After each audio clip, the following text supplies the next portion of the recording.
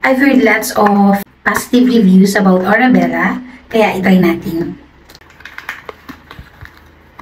Orebella soap.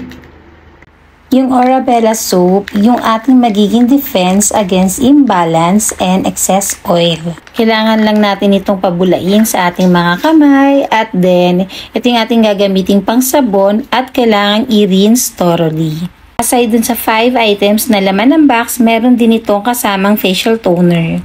5 simple steps. Yung second is toning gel. Itong toning gel, yung ating magiging defense against skin dullness and dehydration. Kailangan lang natin itong i-massage and then i-rinse thoroughly. Yung next natin gagamitin is yung whitening facial toner.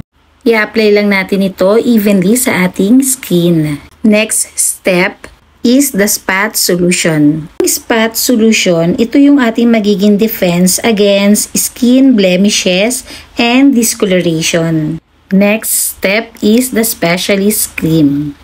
Pang anti-aging ito. Last step is sun care lotion to defend our skin against impurities and damage.